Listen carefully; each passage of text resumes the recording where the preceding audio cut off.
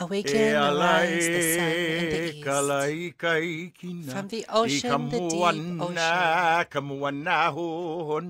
climbing to heaven, the highest heaven. In the east there is the sun. Arise. Long ago, the islands were shaped by volcano. My people call her Pele. Fire, molten lava, and earth pushing through the oceans, creating what we know now as the Hawaiian Islands. Surrounded by ocean, beautiful lush greenery, tropical forest, beautiful lush greenery, untouched landscapes, no pestilence and no disease. This is paradise. This is where my people came from. Steeped in culture and Hawaiian dance, my people were a simple people. Experts in the waters, experts in the sea. They were skilled navigating the oceans by just looking at the stars. Known as Kanaka Maoli, the originators of Hawaii, my people understood the connection with the land, known as Aina to my people.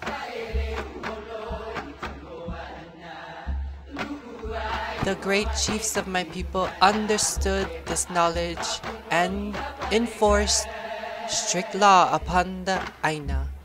They had intricate systems in tending to the land. These intricate systems gave back to the Aina and the people. Hawaiian farming participated in the ecosystem, the true system. But what happened? Simple old Hawaii. What happened to this tropical beauty?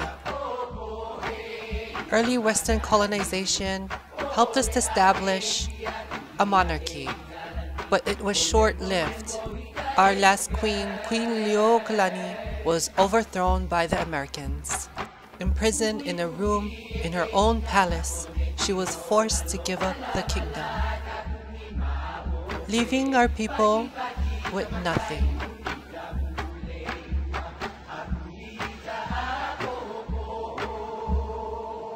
After the overthrow, Hawaii became the front line during World War II against the Japanese. Then soon after the war, the islands became a tourist trap. After stripping our culture away, they decided to capitalize on it. And thus today, a concrete jungle, turning Hawaiian tourism a multi-billionaire industry. With capitalism arise, all the land of Hawaii was quickly consumed. American government established, and the connection to the land simply lost. Aloha, and my name is Nalani from Nalani's Kitchen, and I'm here to share with you part of my story and ancestry, and to share with you the importance of food and the connection with the land. My name is Shayna Nalani Pushunkila. Hari is my maiden name. My grandparents were second-generation immigrant farmers. My grandfather actually was from Hawaii. From a young age, I was very close with my grandmother. I never got to meet my grandfather, but I kind of felt him through my grandmother. She had deep love for him. I spent a lot of time with my grandmother. She was like everything I wanted to be when I grew up. One time when I was little, I lived with my grandmother and aunt, and they lived in a small shack just made from drywall in Hawaii. And my uncle and auntie used to tend to a farm. On that farm, we raised palm trees. There was a catfish pond. We used to have to catch the catfish and sell it at the market. My grandma showed me how to cook, how to plant, and just live off the land. We even had to go fetch water from a reservoir. I remember there's this one avocado tree. I used to climb up and just sit down and eat the avocado. That summer I learned something very special, and it was the connection with the land. The connection with the food and the nourishment from the food. So here I am now today. Still love food, but I want to get back to that connection with the land. There's so much that's happening in this world that we just look away from. So I want to share with you my journey on going organic. You may be wanting to know what organic is. In a nutshell, USDA created this system to enforce strict rules not to use chemicals or pesticides or anything genetically modified that's not natural. Now there's strong debate on the system because it does enforce strict laws, leaving organic farmers to fill out tons and tons of paperwork and making it more expensive for organic farmers to produce. But that's the politics about that. Now, while I understand the politics and I support organic farmers through this fight, I just don't want to get too heavy into it in this video. So you must be wondering why. Why have I chosen to go this route? Now, I could do a video and make it all flashy and show you specific details on what is what, or I can just simply show you.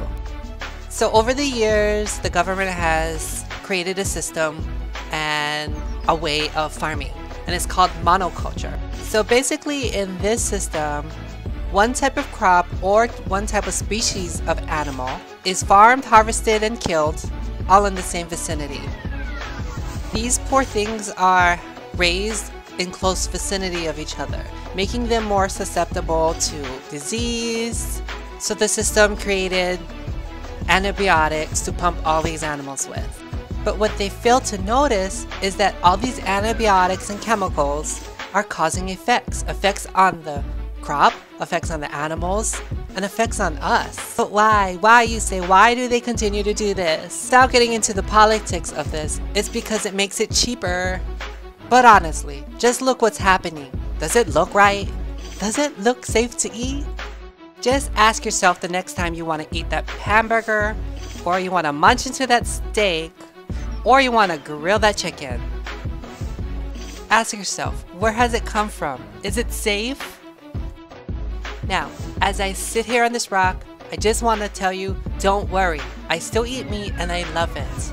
And I like this rock I'm sitting on. So by now you must be thinking, geez, I don't want to eat meat.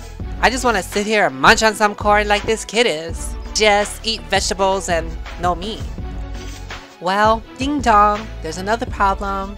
Well, in these monoculture systems, there was a lot of pest and disease. So these mad scientists decided to play with nature, essentially going against nature by creating these foods that fought against the pests themselves. Foods that if a bug ate it, it would die. These mad scientists actually figured out how to put a salmon into a tomato. So come on, seriously, doesn't this sound scary? Apparently these foods been in our system for a long time. Without notice, we have been consuming this. Over 90% of the products in grocery stores contain GMOs. And the scariest part is, the people that we trust with our foods denies that there's any adverse reactions from consuming these products. Leave it to another country to find out that there is adverse reactions, right? A French scientist did an experiment and found that GMO corn caused tumors in rats. So either way, if you eat meat or you don't eat meat, you're still not safe. You must be upset finding this out, right? Well, as much as I like to put a lot of blame on these huge corporations, honestly, we're the idiots who ate it up just because they wanted things to be simple and easy and packed up and served right at our table. So next time you go grocery shopping with your family, yes, look, your lovely family there, ask yourself, is what I'm eating safe? Where does it come from? Who prepared it? Get your heads out of your butts and look what is happening. Although I love zombies, we're gonna be zombies if we don't change the system. So by now you may have been noticing that the people that we trust, doesn't have our interest in their minds and blame it to our lovely capitalistic system. But that's politics. I'm not going into that in this video. So back to Hawaii. I want to get back to the land, back to tending the earth so that it can take care of me, back to that perfect ecosystem where it was truly the circle of life. So I look back. My grandparents understood what it was to come from the land. So I too want to understand that connection with the land. So I'm going back to basics. Solutions. What am I going to do now? How am I going to dismantle this disgusting way of life? Support your local farmers and consume only organic, just like this guy is, with his white carrots and orange shirts. Purchase non-GMO and organic products. Sure, I know it's expensive, but honestly, I'd rather be supporting this guy in an orange shirt with his white carrots than having to pay for it with my health. And do like Chun-Li and Ryu does. Go out and plant your own food without any chemicals. Then you truly understand what it's like to live off the land. Even if your land is in that little pot where the tomatoes is growing from, at least you know it's safe. So now, understanding where this is all going, make the right choice for your health and for your family. This poor little Filipino kid didn't even know what he was eating. So now as I walk down this aisle with my new husband, I'm gonna start making choices. It's not gonna be easy, but I'm gonna start. I'm gonna have to dismantle years and years of programming.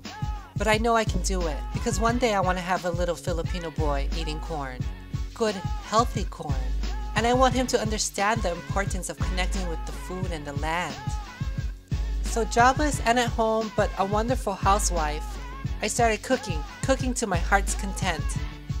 And I created Nolani's Kitchen. So as I sit here in the water, it comes to me. I want to share my journey of going organic and supporting our local farmers. So stay tuned for more episodes as I navigate my way through this crazy food industry.